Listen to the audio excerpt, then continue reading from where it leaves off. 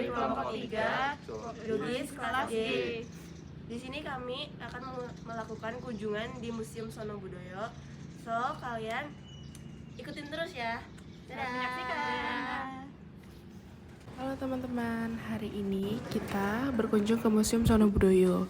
Nah, Sono Budoyo itu sendiri berasal dari kata sono yang berarti tempat dan budoyo yang berarti budaya.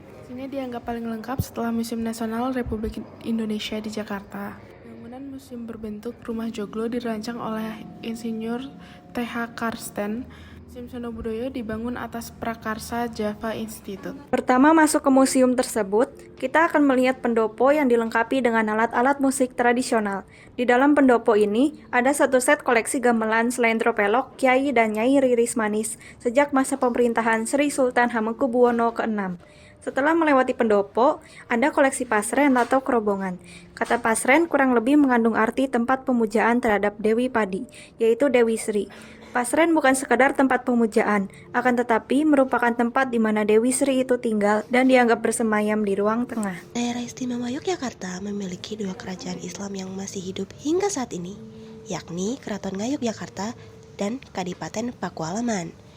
Mewarisi tradisi kerajaan Islam kuno, tentunya lambang dari kedua kerajaan Islam tersebut menjadi simbol identitas yang sangat penting. Yang pertama, lambang Kesultanan Ngayogyakarta Hadiningrat. Simbol ini disebut Praja Cina. Praja dalam bahasa Sanskerta berarti abdi negara dan Cina yang berarti sifat sejati.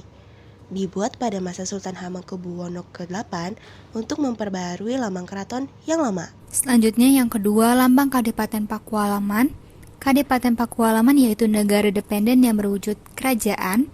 Pada tahun 1950, status negara dependen Kadipaten Pakualaman bersama-sama dengan Kesultanan Ngayogyakarta Hadiningrat diturunkan menjadi kawasan istimewa setingkat provinsi dengan nama Kawasan Istimewa Yogyakarta. Selanjutnya, ruangan prasejarah merupakan ruang yang kedua dari keseluruhan ruang pamer Museum Sono Budoyo.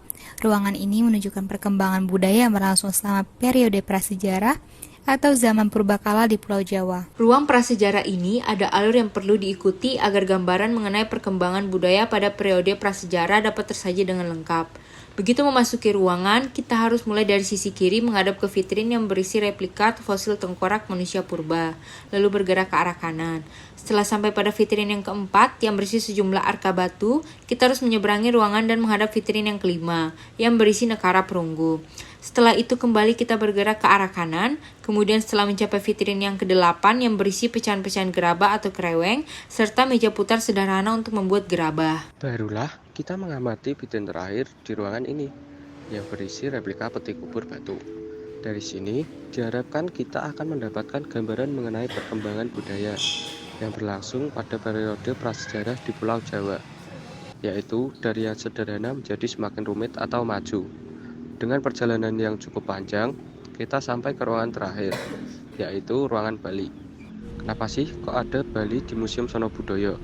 Itu karena Java Institute sebagai lembaga pengkajian dan pengembangan kebudayaan Jawa yang didirikan pada masa kolonial memiliki wilayah cakupan bukan saja di Pulau Jawa, namun juga Madura, Bali, serta Lombok. Berbagai aspek budaya di wilayah-wilayah tersebut memiliki kesamaan dan hubungan kesejarahan dengan budaya Jawa.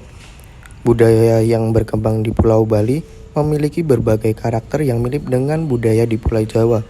Bukti-bukti menunjukkan bahwa pada zaman dahulu, yaitu pada masa Hindu-Buddha yang juga disebut klasik Indonesia, terdapat hubungan antara Bali dan Jawa. Itu saja penjelasan dari kami.